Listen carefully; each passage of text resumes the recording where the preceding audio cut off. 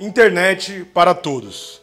Isso é o que você provavelmente quer, o que eu quero, mas ainda alguns atores de mercados e governos talvez não queiram. A desigualdade de acesso é um motor quando a web é vista como um negócio e não como um direito humano. O Brasil ainda tem 1/4 de sua população desconectada. Ainda que haja uma tendência de alta, atingindo 134 milhões de usuários no último ano, muitos destes se conectam de forma precária, sem acesso à banda larga fixa ou à rede móvel 4G. A pesquisa TIC Domicílios de 2019, realizada pelo Comitê Gestor da Internet no Brasil, evidencia que essas desigualdades se sobressaem quando levamos em consideração a renda, o gênero, a raça e, especialmente, as regiões. Em áreas rurais e nas periferias das grandes cidades, por exemplo, a oferta dos serviços de internet é negligenciada pelas grandes operadoras de telefonia. Lacuna essa suprida pelos pequenos e médios provedores, que respondem hoje pelo provimento de acesso à banda larga fixa de 23,5% da população brasileira.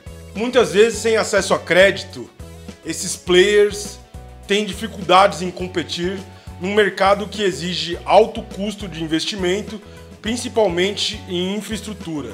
Mas o problema em si não é a falta de dinheiro em estruturas governamentais, sobretudo no nível federal.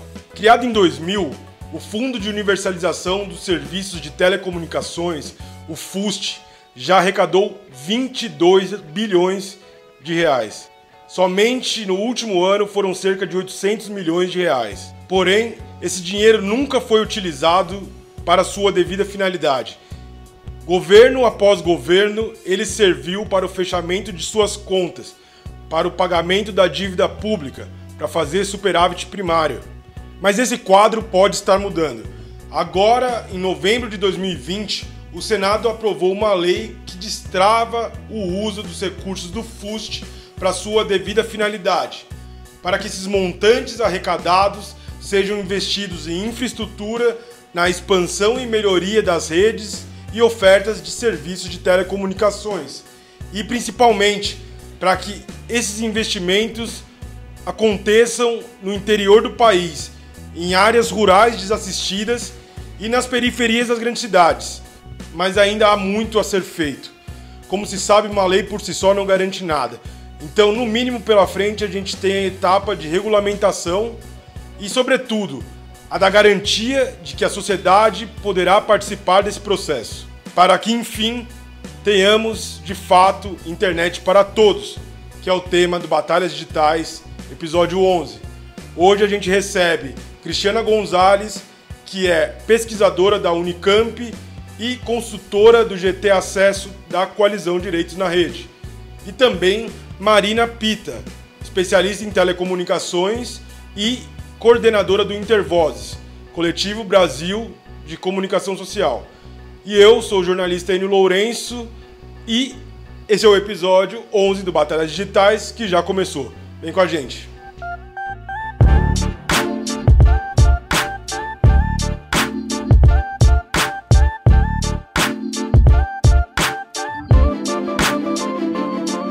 Bom, Marina e Cris, muito obrigado pela presença de vocês. É muito bom fechar o ano, Batalhas Digitais, episódio 11, fechando falando sobre acesso à internet, né? Que talvez seja o basilar de toda a discussão que a gente tem nos direitos digitais, né? Então, Marina, eu vou começar contigo o programa. Eu vou te trazer alguns dados antes.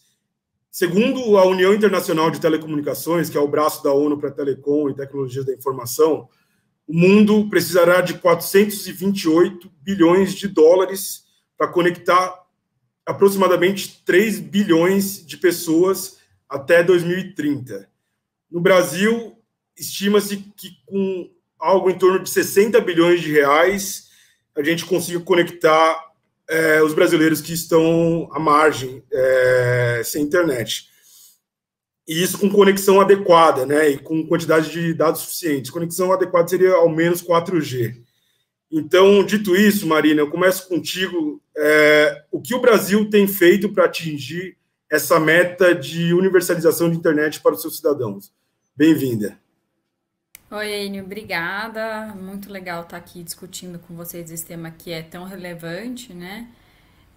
O Brasil ele tem adotado algumas medidas para ampliar o acesso à internet, principalmente no sistema móvel, né? Porque a cada leilão de espectro você gera obrigações de cobertura adicional. Então, para você ter acesso ao espectro, então essa é uma forma, uma política, né, que o governo brasileiro tem adotado, pelo menos desde a da gestão Dilma.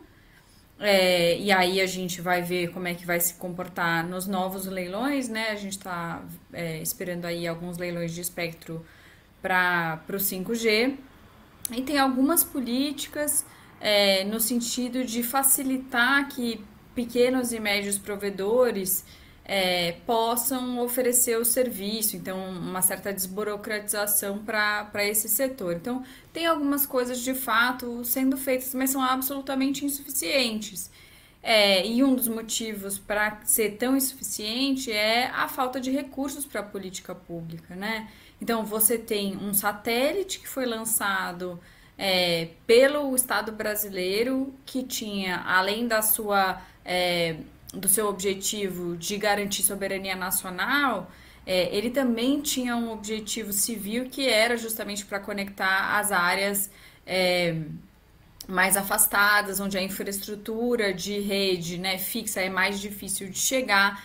E o que a gente vê é que uma dificuldade no orçamento, né, para implementar o sistema de captação do sinal, então foi necessário fazer a privatização do... Foi necessário, enfim, houve uma opção pela privatização do satélite, então tudo isso tem impactado severamente a possibilidade de garantia da universalização do acesso à internet. Além disso, é importante ressaltar alguma coisa que é uma pauta histórica nossa, né, de várias organizações que hoje compõem a Coalizão de Direitos na Rede, que é a falta de instrumentos para o poder público agir para ampliação da rede fixa. Porque a rede fixa, ela não tem o uso, por exemplo, do espectro, que é um bem público, então que abre espaço para o poder público intervir. E a regulação até hoje manteve a infraestrutura de rede fixa como um serviço meramente privado. Então, diferente da telefonia fixa, que está regulada em regime público, né? E que então há obrigações das provedoras do serviço de levarem esse serviço a várias localidades, inclusive com telefone público, né? Que foi bastante importante em determinado momento. Quando a gente fala da rede fixa, isso não acontece e é importante a gente lembrar que quando a gente pensa em bits trafegados barra reais, né, a rede fixa ela é muito mais barata, né, porque o modelo de franquia na banda larga móvel ele faz com que esse preço, né, de volume de tráfego por reais seja muito maior. Então, a política que foi adotada, que é focada na banda larga móvel, ela acaba relegando a um nível de desigualdade mesmo aqueles que têm acesso à internet. Então, além da gente falar de acesso ou não à internet, a gente precisa falar sobre desigualdade de acesso, né? Que é você poder estar conectada o mês inteiro na sua banda larga fixa, fazer o que você quiser, um upload, um download, estudar, ver vídeos, fazer chats, gravar podcasts e você ter uma conexão bastante limitada. Então, acho que é importante ressaltar também este aspecto. Certo, Marina. Vamos aproveitar, então, já que você está falando de a política, né, ser esse ator preponderante, então vamos falar sobre o FUST, que eu acho que é uma das motivações desse episódio. O FUST é o Fundo de Universalização do Serviço de Telecomunicações e a Coalizão Direitos na Rede mobilizou uma forte campanha agora em novembro pela aprovação do PL 17220, que no Senado, né, no Senado Federal, que destrava os recursos do FUST para sua finalidade original, né? Até então, esse era um fundo que vinha sendo utilizado para a União fechar suas contas, né, para o pagamento da dívida pública ou para fazer superávit primário. Desde o ano 2000, quando o FUST foi criado, ele arrecadou 22 bilhões e no último ano foram 795 milhões de reais. Então, Cris, contigo agora, eu queria que você explicasse para a gente o que é, afinal, esse tal de FUST, né, esse fundo, e dar um panorama para a gente da importância desse fundo, que talvez nem todo mundo saiba, né? São 20 anos que ele não teve a sua finalidade original atribuída. Então, conta para a gente um pouquinho, Cris, por favor. E seja bem-vinda também. Oi, Enio.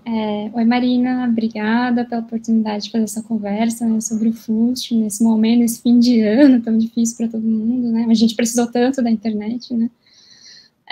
Bom, como você falou, né, o FUST é o Fundo Universal, né, de Serviços de Telecomunicações, né? Ele já estava previsto na Lei Geral de Telecomunicações de 97, quando a gente teve um processo imenso, como a Marina falou, a gente teve a opção, né, de privatizar, né, o serviço de telefonia fixa, e já estava previsto naquele momento que as operadoras não iam ter, não iam dar conta, ou não iam ter, está falando mais precisamente, não iam ter interesse comercial, né, de cobrir determinadas áreas, né, onde está, obviamente, a população de baixa renda, né.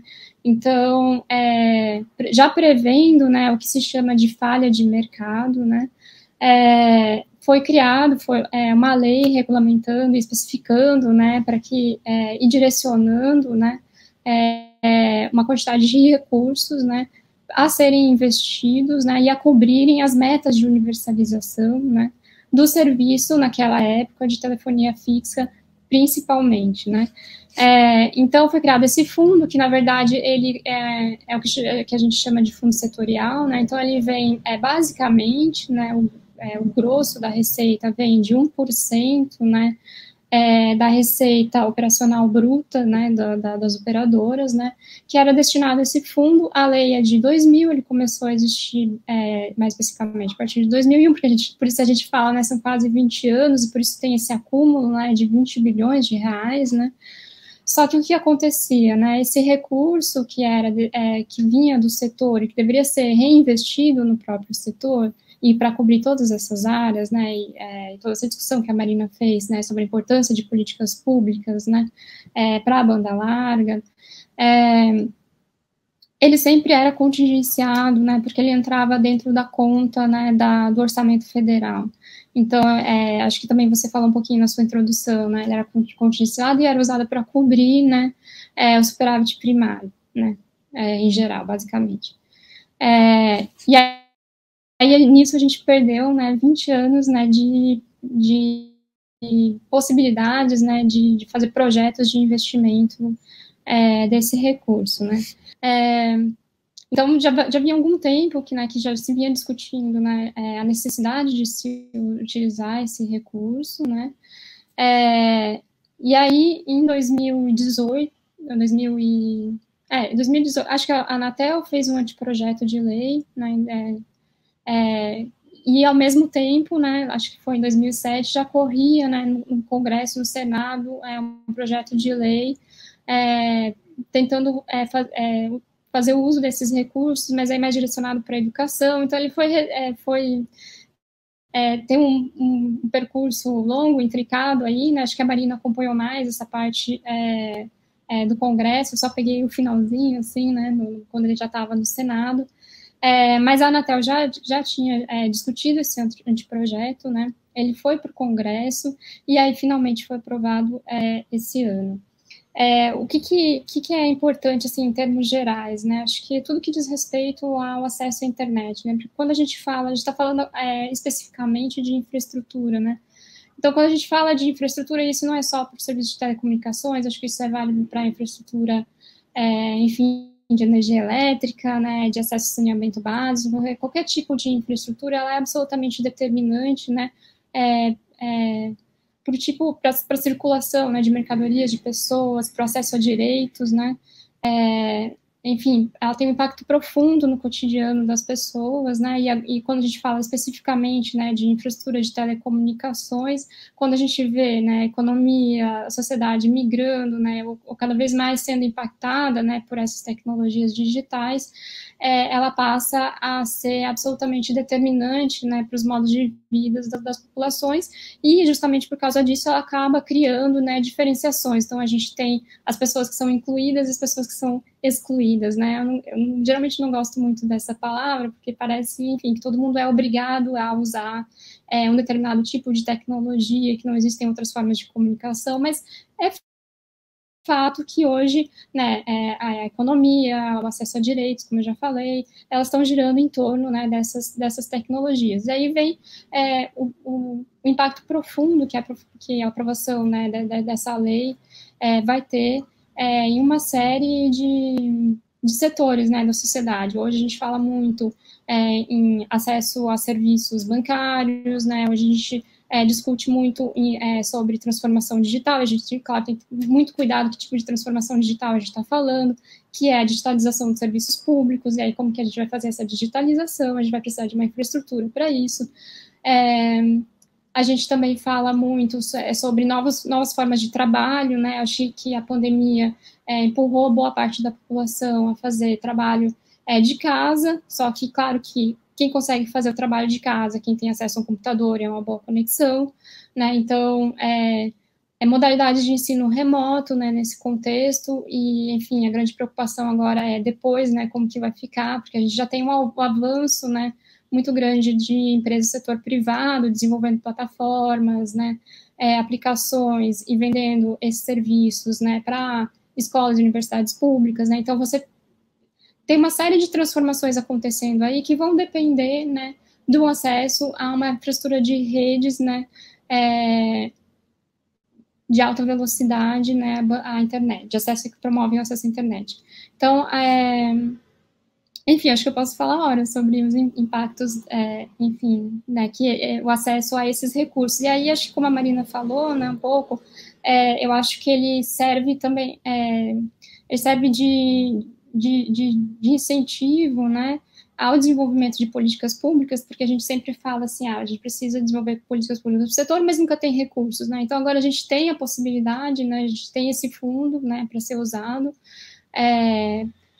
A gente pode falar um pouquinho mais para frente sobre exatamente como que ele vai funcionar, né, ele ainda precisa ser regulamentado, tem um conselho gestor, né, enfim, tem várias coisas a serem ainda definidas e discutidas e disputadas, né, sobre, acho que não, a lei foi aprovada, mas nem tudo está resolvido,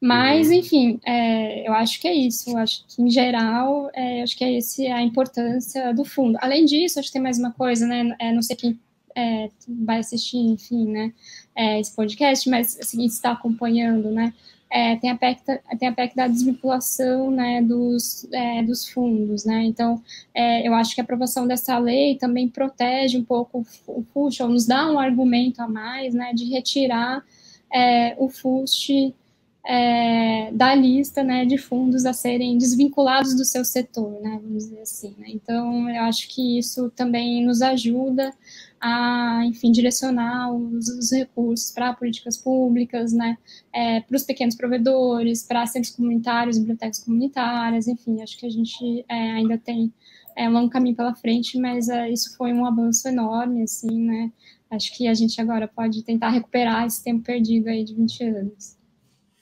E para somar esse debate, a gente tem um áudio aí que comenta esse processo também do FUST, a sua importância, a tramitação, etc. Solta para a gente, Rafael, por favor.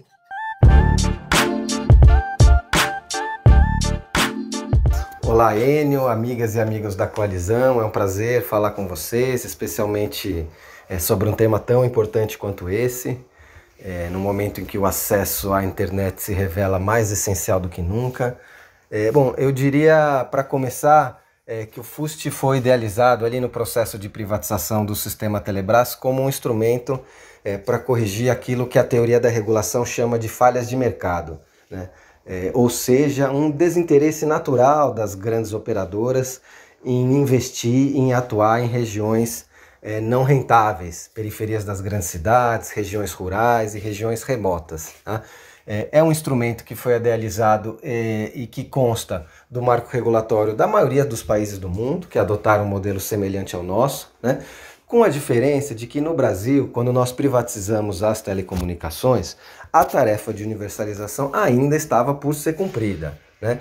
Ainda era necessário, diferentemente dos países desenvolvidos, estender fios e cabos por todos os rincões do país, especialmente nessas regiões que não são atrativas para o mercado das operadoras privadas de telecomunicações.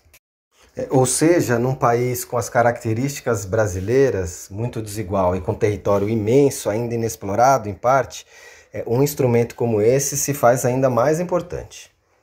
Ocorre que, infelizmente, nós passamos os últimos 20 anos sem conseguir investir esse fundo. Certamente havia alguns meandros regulatórios que precisavam ser superados, mas certamente houve uma opção política bastante clara do país nesse último período em utilizar esses recursos para compor o superávit primário e garantir, vamos dizer assim, o pagamento do serviço da dívida pública. Esse cenário de não investimentos do fundo, ele certamente contribuiu para que as nossas desigualdades no acesso à internet se mantenham praticamente inalteradas. É evidentemente que o acesso se expande, mas o padrão de desigualdades nesse acesso se mantém, né? Nós temos, além de milhões de brasileiros não conectados, outros tantos milhões que têm um acesso de segunda classe, e o fundo é certamente um dos instrumentos prioritários. É evidente que ele não vai resolver tudo sozinho, mas ele é um dos instrumentos prioritários para a gente desenvolver as redes de alta velocidade no país e garantir aquilo que nos parece o mais importante quando nós falamos em inclusão digital, né? Que é garantir o acesso à internet fixa residencial. É evidente que os outros tipos de acesso também são importantes, também compõem esse cenário de conectividade que nós temos, mas quando nós falamos em paradigma de qualidade, né, em utilização de todo o potencial que a internet tem, quando nós falamos em equidade nesse acesso, nós precisamos falar em acesso residencial. É esse que permite um acesso continuado, né, sem interrupção, sem pagamento de franquia, que permite e facilita o uso de dispositivos de tela grande, a distribuição dos sinais por meio de Wi-Fi para toda a família, enfim. Então é esse o objetivo que precisa ser perseguido e é por isso que nós acreditamos que o FUST deve ser prioritariamente investido em redes de alta velocidade, aonde elas não existem, onde elas ainda são precárias. É evidente que a aprovação do PL 172 foi uma grande vitória, agora é só o começo, né? Muitos interesses estão em jogo, né? Diferentes setores vão tentar se utilizar desses recursos para dar conta das suas demandas específicas, mas nós da coalizão temos uma convicção construída nesses últimos 20 anos de que a prioridade desses recursos deve ser a construção e qualificação de redes de alta velocidade, aonde não há interesse do mercado. Vamos participar dessas conversas nos próximos meses com todos os parceiros da coalizão e aproveitamos para convidar todos aqueles que se interessam pelo tema, que enxergam na questão do acesso à internet uma questão prioritária para o desenvolvimento do país e para a garantia de direitos fundamentais. E vamos ver como as coisas se desenrolam. Esperamos que os nossos objetivos de garantir com que os investimentos sejam feitos onde de fato precisam ser feitos sejam garantidos e vitoriosos. Um abraço, obrigado pessoal.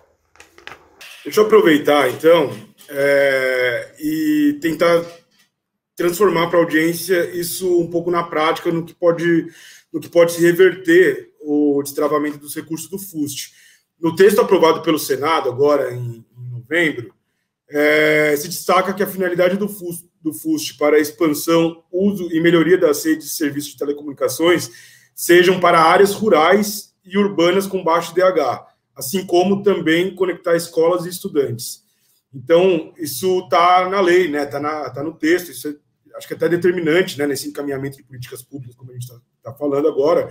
Mas eu quero saber de vocês, na prática, como que esses recursos podem ser empregados, de fato, para redução de desigualdades, né? Acho que se tem uma coisa que a pandemia deixou muito evidente, que o acesso também, assim como outras tantas esferas da vida desse país, é desigual. A TIC Domicílios de 2019 comprovou isso, né, que ainda que 139 milhões de habitantes, se não me engano, tenham acesso à internet hoje, um quarto da população continua desconectada. Então, Marina, na prática, como que o FUST pode ajudar a reduzir as desigualdades, além do próprio texto? Legal, acho que é importante voltar um pedacinho que eu acho que deu um probleminha na conexão da Cris na hora que ela estava explicando por que foi preciso a gente ter uma alteração na lei, né? O FUST existe há muitos anos, mas ele estava restrito à aplicação justamente nos serviços prestados em regime público, né? Porque se entendia, e de fato faz sentido, que você tem que universalizar aquele serviço que ele é tão essencial que ele deve ser prestado em regime público, né? Mas como o regime público traz uma série de obrigações e nós não conseguimos avançar para a garantia da prestação do serviço de conexão à banda larga como serviço público, se fez uma inversão, então, e abriu a possibilidade de você investir os recursos do FUST em serviços privados, prestados em regime privado, mas que sejam de interesse público, né? E aí, enfim, criou-se esse novo espaço para investimento para poder investir no serviço de conexão sem que esse serviço seja considerado um serviço prestado em regime público.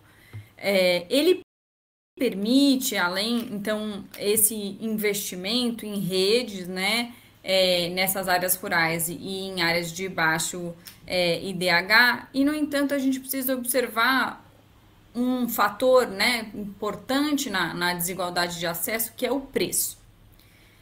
Então, levar o serviço simplesmente não vai resolver o problema, né? E nem o problema da conexão desigual, que, como eu disse, se você tem acesso a um 3G, talvez você esteja sujeito à franquia e aí a sua conexão vai ser mais limitada, né?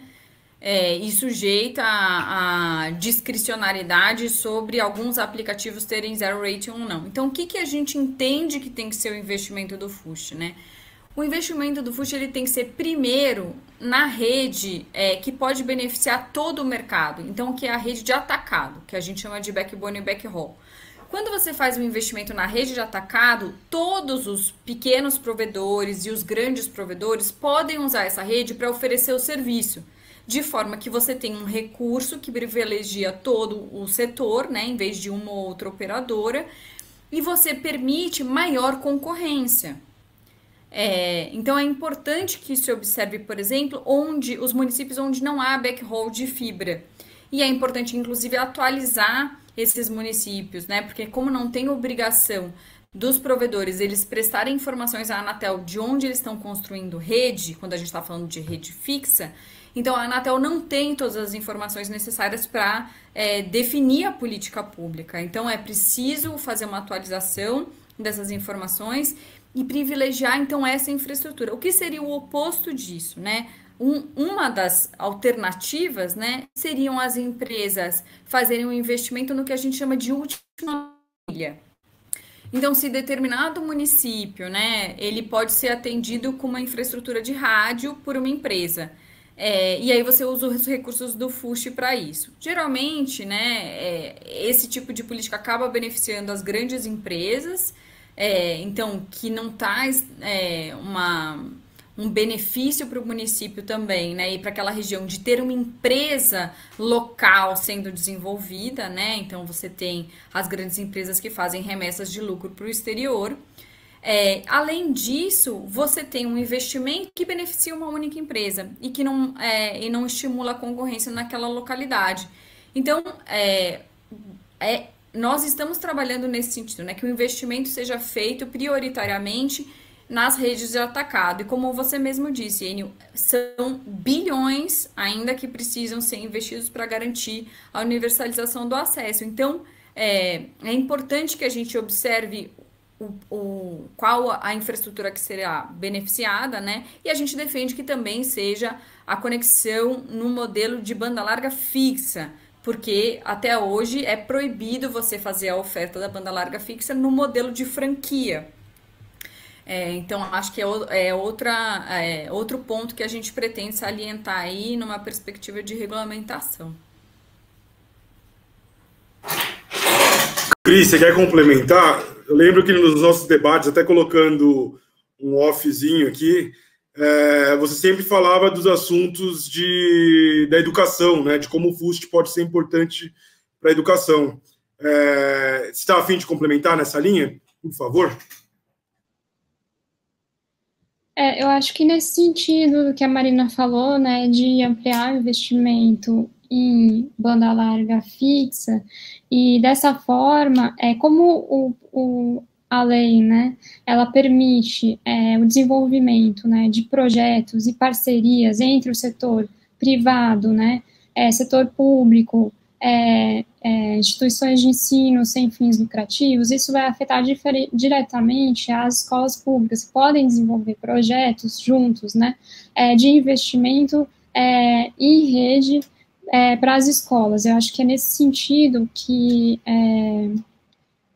o FUST pode trazer benefícios para a educação. É claro que na lei agora, da forma como ela foi aprovada, ela está um pouquinho mais genérica, né? São 18% destinados à educação, mais especificamente a instituições de ensino público, né? E isso, claro, dá uma abertura, né, para uma série de investimentos outros, né, como eu falei, né, nesse ano a gente viu, né, o desenvolvimento de um mercado aí de plataformas, de aplicativos para a educação, inclusive acho que tinha um outro projeto de lei que estava correndo junto no Senado, que eu não sei exatamente se era esse projeto, mas ele é do voucher, né, voucher conectividade, então você subsidia, né, o acesso individual dos estudantes a uma determinada conexão, uma velocidade de conexão e tal. A gente acha que a gente fala, claro, são 20 bilhões acumulados, mas a rigor no ano são de 700 a 800, né, milhões de reais, né, não é muito recurso, né, não é muito dinheiro se a gente considerar, né, que esse investimento, né, de capital intensivo, setor de capital intensivo, então a gente vai precisar fazer um enorme gasto aí desses recursos na infraestrutura, né, então por isso que a gente defende que a prioridade é a infraestrutura de banda larga nesse caso, e aí nesses 18% para a educação, que o prioritário seja, né, banda larga nas escolas públicas, e outras instituições de ensino, acho que aí cabe também falar das bibliotecas comunitárias, etc e tal, né. Só para falar um exemplo muito próximo, eu estou morando em Campinas, e uma ocupação veio procurar a gente na Unicamp, pedindo ajuda para instalar uma rede comunitária. Por quê? Porque o maior problema, e acho que é uma das histórias que a gente mais ouviu ao longo do ano, eram que as crianças, né, e adolescentes que estavam, enfim, tendo aula remoto, nas escolas, estavam tendo aula remota nas escolas públicas, né, elas tinham acesso aos conteúdos, e as aulas só via celular. E aí o que elas faziam? Ou elas alternavam entre si, usando o plano de dados dos pais, parentes, etc e tal, mas aí era um acesso muito parcial e precário, ou elas iam até a igreja próxima, tentar acessar o Wi-Fi durante algum tempo, baixar os conteúdos e as aulas e tal, ou no mercadinho, enfim, era uma gambiarra exatamente o que eles estavam fazendo. Então, acho que se a gente conseguisse melhorar a infraestrutura de rede, né, das escolas, aí a gente conseguiria pensar melhor melhores vias de acesso, né, para os estudantes, né, que não têm recursos, que não têm o seu computador em casa e tal, e acho que é um problema posterior, né, enfim. Certo, Cris. Olha só, gente, eu preciso contextualizar para a audiência, quem não acompanhou, né, mas eu acredito que muita gente que está assistindo ou ouvindo esse programa acompanhou o nosso último mês em torno dessa batalha do FUST. Eu convido, então, o pessoal que quer saber mais sobre essa atuação, que vá no direitosnarede.org.br, que lá vai encontrar uma nota da coalizão, né, que pede a aprovação do PL 172, e também vai encontrar a carta ao Senado Federal, Todos Unidos pelo FUST, que foi uma frente ampla, está na moda, né, de falar agora, mas, enfim, foi uma super frente de vários setores da sociedade civil, aliás, para além da sociedade civil, né, inclusive do empresariado, enfim, todos os setores que estão interessados, de fato, no destravamento dos recursos do FUST. E tem um trecho, gente, que me permitam aqui ler rapidinho. Cabe destacar que os recursos do FUST, com a aprovação do PL 17220, não apenas servirão como uma das possíveis fontes de financiamento para a implementação do Plano Estrutural de Redes e Telecomunicações, o PERT, da Anatel, como a aplicação deverá ser orientada segundo suas diretrizes. Dito isso, Marina, o que é o PERT e qual que é o papel dele agora, nesse momento? Então, o PERT, ele está previsto também na Lei Geral de Telecomunicações, que é a Anatel, ela estruturar um projeto, né, por isso que é um plano, de como levar os serviços, né, os serviços mais necessários para a população. Então, e demorou-se anos para a Anatel fazer o primeiro PERT, né, a gente está agora na segunda versão do PERT, para você ter uma ideia de 97, da privatização até agora, a gente começou a ter PERT agora. O que ele vai definir como é que você consegue atingir o melhor, assim, atender a maior parte da população, né? Quais são as localidades que devem ser atendidas, quais as tecnologias, tudo isso, ele tem, então, um diagnóstico da conexão no Brasil, né? Ainda que tenha muitas falhas de informação, como eu disse, porque o próprio modelo do regime não obriga a prestação das informações para a agência reguladora, né? Mas ele tem, então, essa visão de como é prestado o serviço no Brasil. E aí, a partir disso, você define as melhores estratégias. Quer dizer, a gente acha que é importante que os recursos do FUST eles sejam aplicados de acordo com esse diagnóstico feito pela área técnica, porque senão o que vai acontecer as empresas vão apresentar propostas de projetos que interessam mais a elas, sem essa visão estrutural de um planejamento, né, de médio e longo prazo que possa, então, garantir a universalização. O que a gente vê, por exemplo, no caso, quando as empresas apresentaram propostas para usar os recursos dos termos de ajustamento de conduta, que é quando elas cometem alguma infração, a Anatel impõe uma multa, em vez de pagar a multa, elas podem negociar via termo de ajustamento de conduta o investimento do recurso. O que a gente viu é que elas propunham projetos, né, para usar os recursos do TAC, que eram interessantes para elas. Então, em áreas, né, em que você tem uma população de maior poder aquisitivo, né, então a gente receia que se o PERT não for esse instrumento que vai guiar os investimentos, que a gente não vai conseguir atender a população mais necessitada. Certo. Cris, quer complementar alguma coisa em relação ao PERT? Não, acho que a Marina cobriu bem, assim, eu acho que o PERT, é importante que esse investimento seja direcionado por uma política pública, discutida por analistas, especialistas da área, da Anatel. Claro que, como eu falei, né, a gente vai ter um conselho gestor que vai discutir isso, mas a gente precisa ter um parâmetro mínimo, né, então acho que o PERT vai servir de baliza aí, né, para esses investimentos que vão ser feitos com os recursos do FUST, né. Eu acho legal que o PERT também, ele, como a Maria falou, ele faz um diagnóstico enfim, da situação da infraestrutura e ele aponta as lacunas, né. Então, claro que acho que é super importante que a Marina falou, né, de não deixar na mão das operadoras, né, delas decidirem, né, onde que elas vão investir. Inclusive, eu estava revisando o PERT outro dia, eu vi que eles, inclusive, falam, né, que 67% dos assinantes, né, de banda larga estão dentro, são de cinco operadoras, né, então, inclusive, ele aponta, né, os problemas, né, e mostra exatamente onde que eles estão, né, então a gente tem uma concentração muito grande, né, de mercado nessas grandes operadoras, e eu acho que se a gente balizar por uma política de interesse público, né, que é o PERT, inclusive a gente pode beneficiar os pequenos provedores. Ótimo, que bom que você falou dos pequenos provedores, Cris, eu vou voltar com você já essa pergunta. Em 2018, cerca de 1.500 pequenos e médios provedores eram responsáveis pelo provimento de banda larga fixa de 23,5% da população brasileira. segundo a própria Anatel. Aparentemente, essas empresas nascem de um mercado abandonado no interior do país, né? E nas periferias das grandes cidades, inclusive. Eu gostaria, então, Cris, que você comentasse o caso desses pequenos provedores, né? Enfim, dar um panorama da atuação, que talvez nem todo mundo saiba de quão importante eles são, e como que o FUST pode ser favorável a esses atores, né? Quer dizer, pode promover maior concorrência, de repente, nesse capitalismo tão concentrado que é o segmento de telecom, de internet.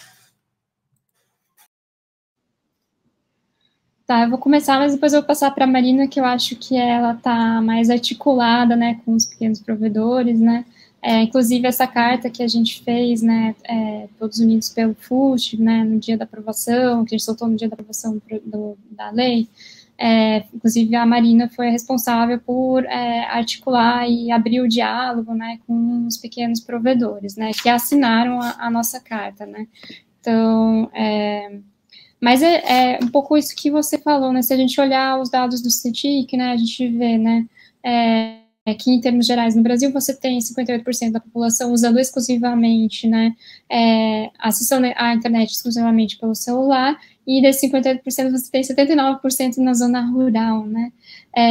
Então a gente já vê que quando a gente vai entrando no interior do país, a gente nota como é precário o acesso à internet fixa, né? E aí, claro, é nesse sentido que os pequenos provedores desempenham um papel fundamental. Na lei do FUST, a gente tem uma coisa muito importante, que é o fundo garantidor, né? Então, os recursos do FUST, aí acho que a Marina vai explicar melhor que eu, eles podem servir como uma garantia do investimento, né, nessa infraestrutura, porque o que acontece, né, esses pequenos provedores, na hora de eles têm muita dificuldade de ter acesso a crédito, né, para investir na infraestrutura. Então, às vezes você tem que, enfim, sua casa, seu carro, enfim, eles são pequenos empresários, né. Então, acho que o FUST ele vai servir como um garantidor, né, desses investimentos na hora de solicitar crédito. Eu acho que é isso, mas a Marina pode me corrigir. Né? Vamos lá, Marina, contigo, então. Não, é exatamente isso, não tem, acho que a Cris até salientou que esse é um mercado intensivo, né, em capital, em outro momento, e isso explica essa necessidade de crédito, porque você faz um investimento muito vultuoso antes de você começar a ter retorno. Então, não é que dá, tipo, você fazer um salão de beleza em que você pode ir comprando os equipamentos aos poucos, e aí você vai prestando serviço, vai aumentando os serviços e tal. Você vai ter que instalar a infraestrutura, quer dizer, cabear, comprar fibra ótica, comprar equipamento, né? Comprar servidor, tudo isso para poder prestar o serviço. Então é um volume grande de recursos, e a gente está falando, e aí, enfim, o filme Freenet, ele inclusive mostra o caso de um pequeno provedor no Amazonas que vai fazer esse trabalho, né, e que ele vai levantar ou manter tudo isso, e mostra assim que é um negócio familiar mesmo, né? Então, de fato, você não tem, talvez, esses recursos de capital, fazer um investimento e aí esperar alguns meses para ter o retorno. Então, é um pouco essa lacuna. As experiências do BNDES nesse sentido mostram que é muito eficiente você garantir crédito para os pequenos provedores, inclusive os dados indicam que são os maiores compradores de fibra ótica no Brasil, superando as empresas de grande porte, então que estão fazendo esse trabalho de levar fibra ótica para os pequenos municípios, né?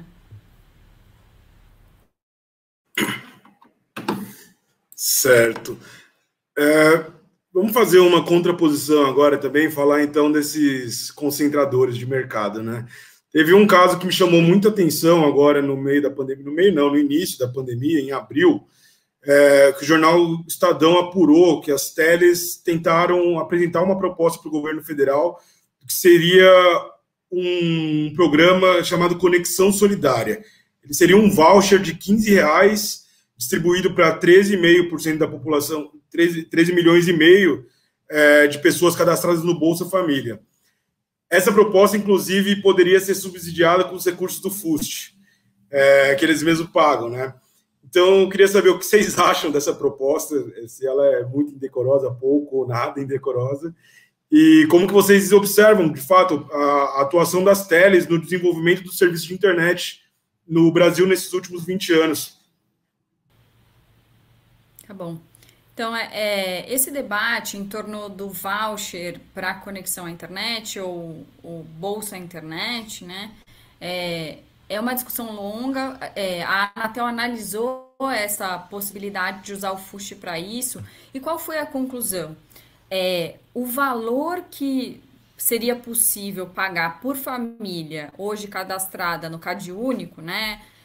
Então, famílias de baixa renda, não seria suficiente para mantê-las conectadas. Então, você teria que fazer uma seleção da seleção para conseguir conectar, e não restaria recursos para você garantir que a internet que chegue a essas famílias seja de maior qualidade, e que seja, assim, digamos, que você possa promover maior concorrência e que essas famílias tenham mais opções de acesso, né? Então, a própria Anatel, analisando as oportunidades de uso do FUST, descartou o uso para o voucher. Só que o que as empresas querem? Elas querem não ter que se mexer e só garantir, digamos assim, uma receita adicional usando o FUST. É claro que no momento de pandemia, em que as crianças estavam em casa sem conexão, a gente apoiou que se usasse recursos para tratá-las imediatamente, né? É importante que isso seja feito. Mas a gente sabe que é insuficiente, porque você vai levar conexão móvel, que a gente sabe que tem limitações de franquia, você não vai garantir maior concorrência, você não vai permitir que essas pessoas possam ter um serviço, por exemplo, de banda larga fixa. Então, tudo isso nos fez optar que a prioridade seja na infraestrutura, né? E aí você faça uma política muito estruturada por meio de outros recursos, você garantir conexão, por exemplo, em áreas públicas, onde ainda você não garantiu um acesso, digamos, a todas as famílias. Então, você pode ter um satélite conectando, você pode ter uma praça conectada, você pode ter um telecentro. Claro que no momento de pandemia isso é mais delicado, por isso que a gente falou de um uso emergencial. Mas é importante destacar que os 20 bilhões que foram arrecadados pelo FUST, eles não existem. Eles foram usados. Então, não está à nossa disposição pegar os 20 bilhões que foram arrecadados no passado e agora fazer uso dele. Então, a gente vai ter que se contentar em menos de 1 bilhão por ano. E aí, como você mesmo disse, Enio, o valor que a gente precisa são de dezenas de bilhões para a gente garantir a universalização do acesso. Então, a gente, de fato, vai ter que priorizar. E eu acho que a prioridade tem que ser em consolidar uma infraestrutura que, então, pode levar a uma conexão. E aí, você tem outras políticas para reduzir o custo para as famílias. Por exemplo, você pode avaliar se a carga tributária hoje incidente sobre a banda larga fixa, que é enorme, é comparável à carga tributária de helicóptero, de bebida alcoólica importada, se é adequado para um serviço essencial. E aí você pode ter, inclusive, uma diferenciação na tributação para populações de baixa renda. Acho que a gente pode olhar outras formas de garantir esse acesso que não o voucher. Legal. Cris? Não, aproveitando, não deixa passar a crítica sobre os 20 anos de atuação das teles no Brasil desde a privatização. A crítica não, um balanço, para dizer que eu não estou sendo parcial. Não, o balanço é exatamente esse. A gente tem cerca de 26 milhões de pessoas sem internet no Brasil, ou seja, é muita gente, né? E quando você tem uma concentração de mercado muito grande, e você olha para esses 20 anos, você fala, e ainda fala assim, olha, a gente vai dar um voucher, né, para ampliar o mercado consumidor dessas operadoras, enfim, aí eu acho que, enfim, não é exatamente uma política pública, né, a gente não está pensando no interesse público, a gente vai atender exatamente o interesse de um pequeno grupo, né, de operadoras que, enfim, deveriam ter cumprido com metas de universalização e não cumpriram, porque a Anatel, que era responsável pela fiscalização, não fez isso da melhor forma. Enfim, a gente tem uma série de problemas aí que, claro, envolvem as empresas privadas, mas também envolvem, né, a agência reguladora, que é a Anatel, que também não garantiu esse acesso universal à banda larga que deveria ser garantido há muito tempo. Claro que a falta de recursos entra aí, por isso o FUST é importante, por isso a gente está fazendo essa discussão, mas atender o interesse da população, né, de ter acesso à internet e acesso à internet de qualidade, né, que não seja via de celular, mas ter internet de banda larga fixa de alta velocidade. Legal, gente. Antes de nos encaminharmos para o final do Batalhas, vamos chamar o nosso quadro Entidades de Luta, que a gente apresenta as mais de 40 organizações que constroem a coalizão Direitos na Rede. Então, Rafael, solta para a gente aí, por favor.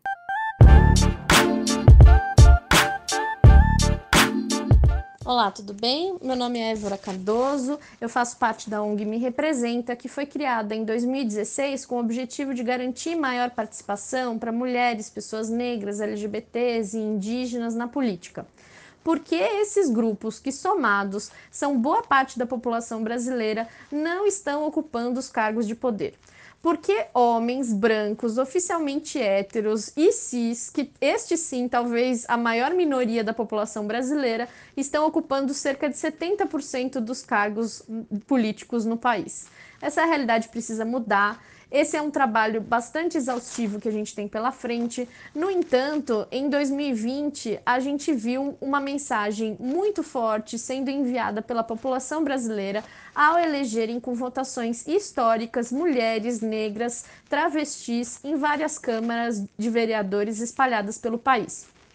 Os desafios ainda são grandes, porque estes corpos, ao disputarem esses espaços na política, sofrem muita violência.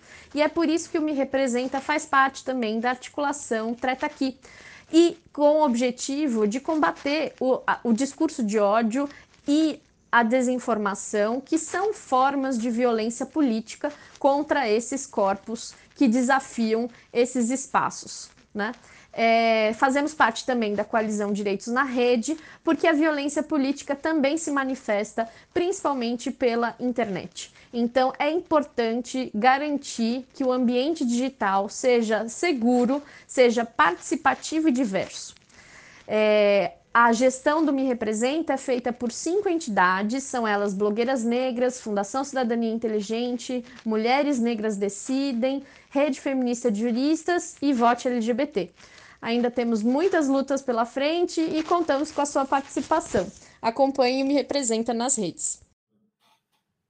Legal. Vamos lá, então, pessoal. Já estamos chegando nas últimas questões.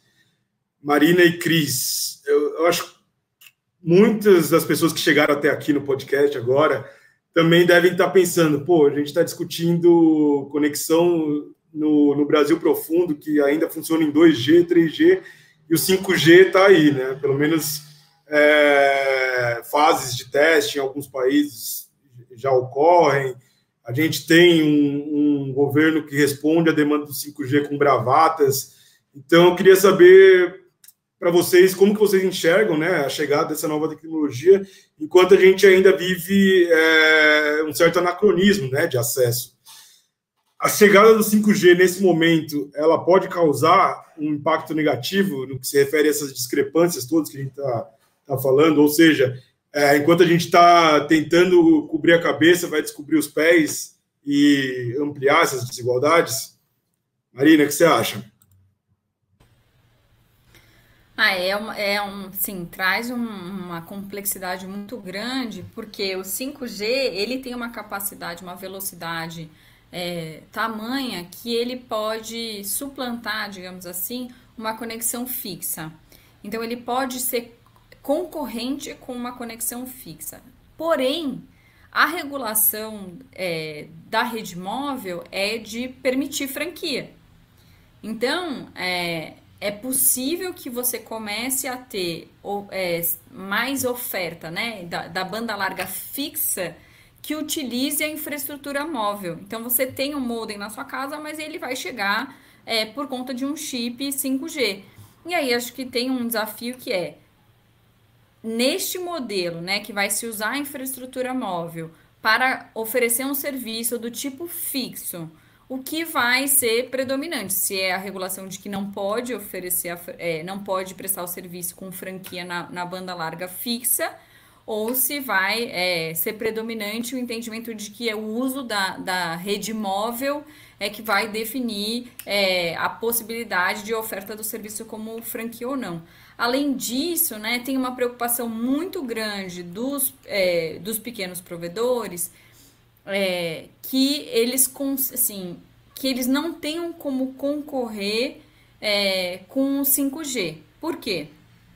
Porque o 5G tem uma velocidade muito grande, e aí hoje eles conseguiam concorrer com a oferta móvel nas localidades onde eles são, porque eles oferecem fibra, e aí eles não necessariamente conseguem disputar o espectro, né? Nesses leilões que a Anatel faz, porque ela já faz justamente para dividir entre as grandes operadoras. Então é muito difícil participar de um leilão como esse, é um leilão que divide em 5 grandes áreas, 4 grandes áreas, né? Em geral 4 grandes áreas, porque são 4 grandes operadoras. Agora que a Oi vai ser vendida, eles estão reavaliando para ter 3 grandes áreas, porque aí dividir entre 3 empresas. Então, os pequenos provedores estão demandando que você tenha o espectro livre. Livre, mas qualquer um pode ocupar, quer dizer, não precisa participar de leilão, só que esse espectro ele está reservado para o uso do Wi-Fi. Então, é o que eles vêm chamando de Wi-Fi 6. É um debate super interessante para a gente acompanhar nesse momento, né? Porque as grandes prestadoras, elas pressionam para que esse espectro seja usado para a prestação do serviço 5G, e os pequenos provedores pedem que não seja o uso licenciado, né, que seja o uso livre, destinado para o Wi-Fi 6. Cris, aí eu sei que você pode me corrigir também, fica à vontade. Na verdade, o Wi-Fi 6, de fato, né, ele dá essa possibilidade, né, dos provedores competirem com o 5G, né, desde que ele seja totalmente destinado, né, ao uso do Wi-Fi, né, porque também tem essa proposta de dividir entre o uso 5G e o Wi-Fi 6. Então, ele tem essa capacidade, né, de banda, de velocidade, de volume de dados, né, para competir com o 5G, e ele também pode beneficiar não só os pequenos provedores, mas também, por exemplo, redes comunitárias, né, que podem fazer uso de uma melhor tecnologia, né, para ter um melhor acesso a uma internet mais veloz, porque hoje, como as redes comunitárias fazem, né, elas contratam um plano de dados normal, que permite um determinado número de conexões, né, e aí elas têm que se virar, né, redistribuindo esse sinal via Wi-Fi, né. Então, se a gente conseguir ter uma infraestrutura melhor, né, o acesso livre, né, ao espectro do Wi-Fi 6, com certeza inúmeros benefícios vão vir.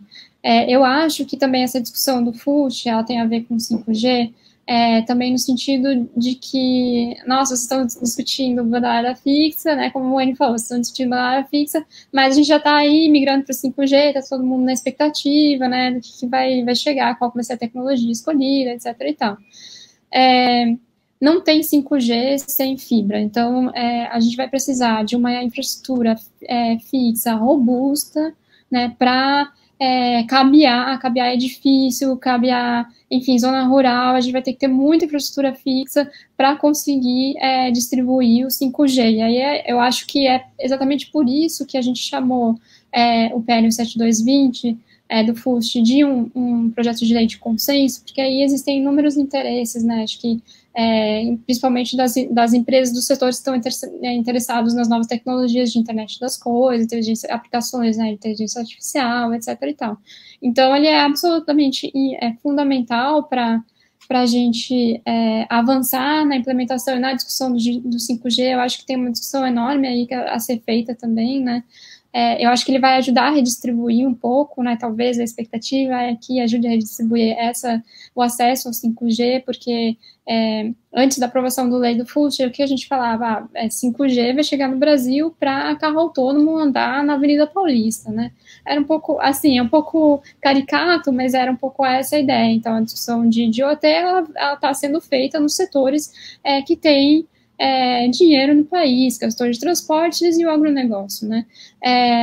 Então, acho que quando a gente dispõe de recursos, né, para a infraestrutura fixa, que vai dar base, né, para a implementação do 5G e dentro de uma política pública, né, que está destinada a cobrir áreas de baixo IDH, então acho que a gente consegue vislumbrar um futuro em que essa tecnologia não fique restrita, né, às áreas, regiões e setores econômicos, né, privilegiados, né.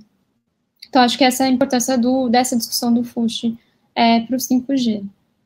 Mas eu acho, né, eu acho que eu estava conversando com ele um pouquinho antes, que tem toda uma discussão aí também que a gente tem que fazer sobre para que a gente quer o 5G, como para que a gente vai querer usar isso, se é só para o agronegócio, ou se a gente vai, né, enfim, usar a imaginação e pensar em outros inúmeros benefícios que ela pode trazer, ou malefícios, né, tem questões de segurança, de privacidade, que tem que ser discutidas juntos, né.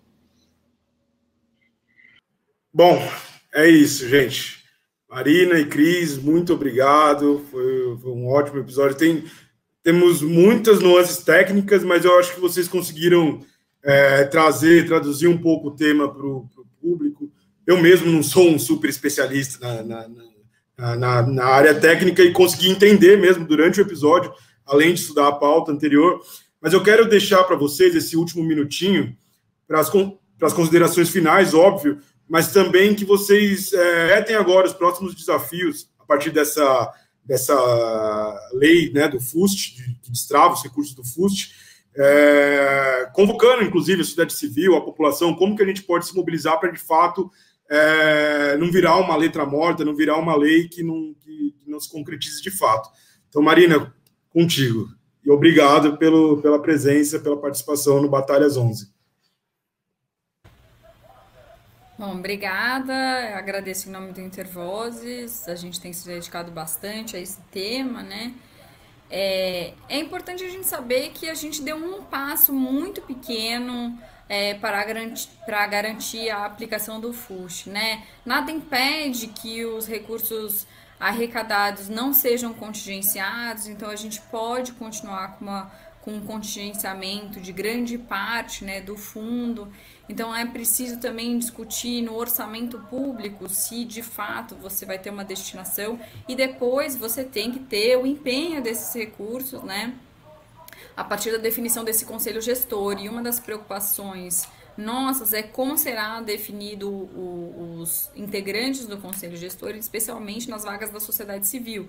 O que a gente viu na Autoridade Nacional de Proteção de Dados foi a criação de uma regra em que os diretores que são indicados pelo governo e o próprio presidente da República, eles selecionam as entidades que vão compor o Conselho de Proteção de Dados. A gente espera não ver a mesma coisa acontecendo no caso do Conselho do FUST. Então, que a própria sociedade civil possa ter um instrumento, né, um processo de eleição próprio, em que ela decida quem a representará. Então, acho que essa é uma preocupação central, porque senão a gente pode, enfim, ter nadado um bocado para morrer na praia, né?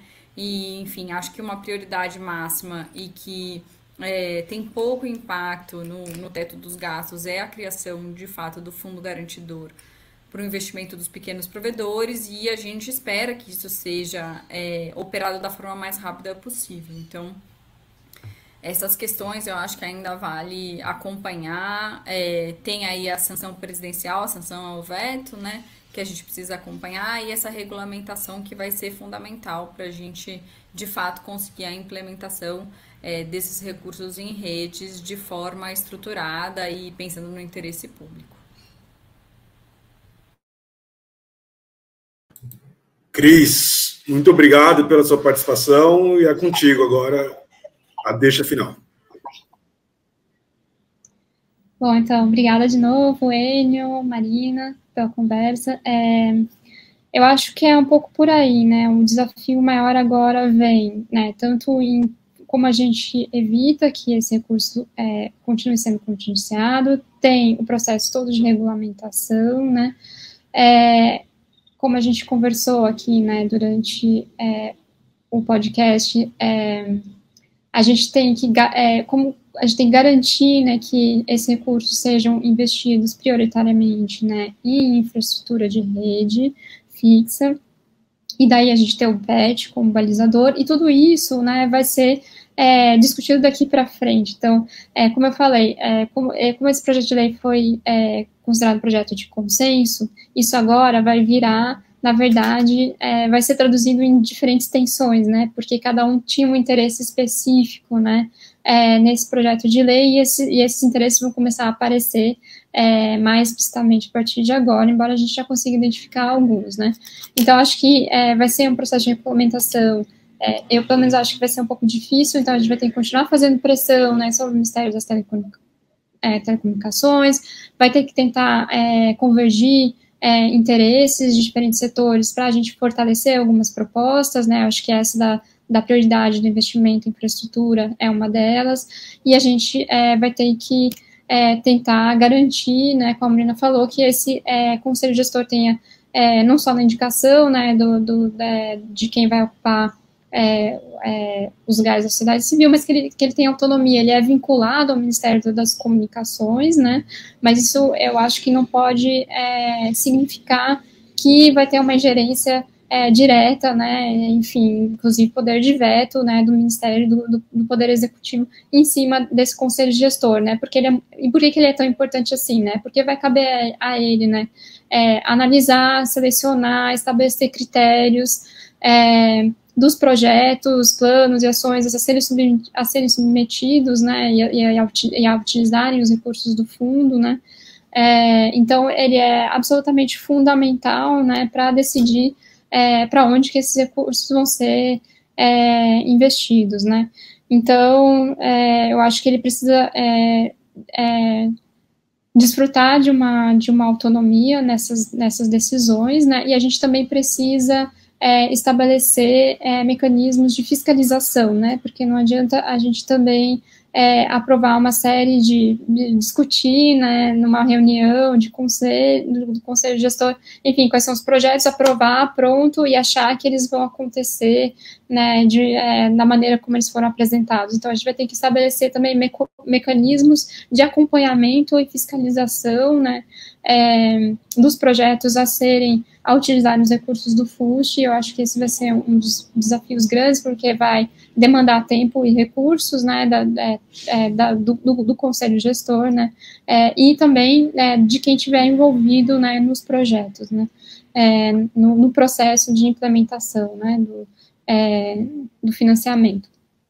E aí eu acho que, enfim, a gente vai ter que discutir muito o decreto regulamentar, vai ter que, a gente está aguardando aí tentando fazer algumas conversas com o Ministério das Telecomunicações, e a gente está aguardando para ver como que a gente pode fazer uma discussão ampla sobre esse decreto regulamentar, né, da lei. Eu acho que esse vai ser o desafio que vai vir pela frente. Eu acho que quem estiver assistindo pode aguardar, né, da gente aí uma continuidade da nossa campanha, né, agora estabelecendo, né, enfim, as prioridades, né, e a forma como essa lei vai ser implementada. É isso. Bom, desafios não faltam, né, para 2021, assim como novos episódios do Batalhas Digitais também vem por aí. A gente fecha 2020 com esse debate que foi muito importante, foi muito rico. Eu agradeço novamente Marina e Cris. E o Batalhas Digitais fica por aqui. A gente volta em 2021. Cuidado, gente, com a aglomeração e boas festas para todo mundo. Valeu. Obrigado, Marina. Obrigado, Cris. Beijão a todos.